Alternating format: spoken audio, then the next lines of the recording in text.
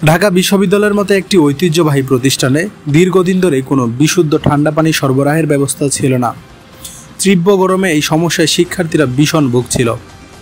এ বিষয়ে শিক্ষার্থীরা কর্তৃপক্ষ ও প্রশাসনকে একাধিকবার জানিয়েছিলেন।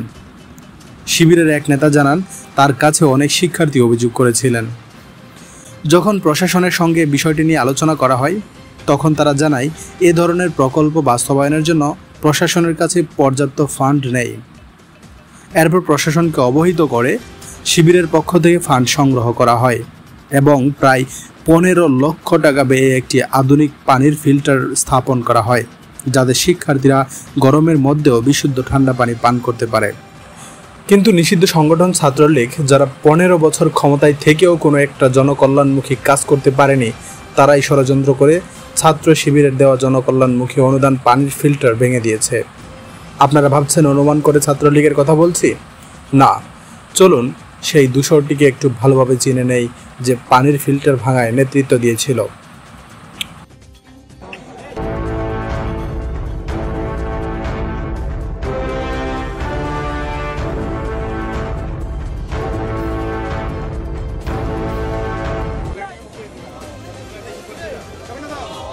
আশ্বাস, তারপর বলেন ছাত্র শিবির, এরাই আগে রাজনীতির যে চর্চাটা এগুলো ফলে শুরু করে।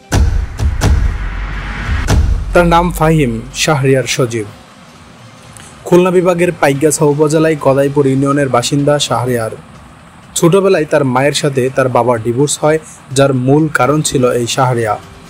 শাহরিয়ার জন্মের আগে তার মা পরকীয়াতে জড়িয়েছিল এবং পরবর্তীতে যখন বিষয়টি জানাজানি হয়, তখন পেটে থাকা সন্তান নিয়ে সন্দেহ করে শাহরিয়ার বাবা।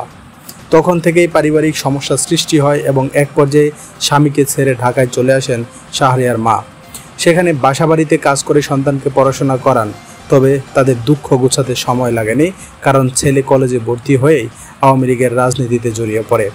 বড় ভাইদের শেল্টারে ভালোই সাইটে কাজকাম পেতে শুরু করেন, কখনো মিছিলে, কখনো মিটিংয়ে, কখনো বা আন্দোলনে অথবা অন্য কোথাও। সেদিন এমনি ফিল্টারটিতে হাত দেয়নি সে। ছাত্রলীগের হোয়াটসঅ্যাপ গ্রুপের নির্দেশনা অনুযায়ী সেদিন ফিল্টারটি সরাতে ব্যস্ত হয়ে পড়েছিলেন। সেটাও ছিল উপর থেকে আপার নির্দেশ। আমরা হচ্ছে এখন শিবির ছাত্রদের 2টারই ফিল্টার খুলে ফেলবো, আপনারা কেউ আসা হইলে আসেন।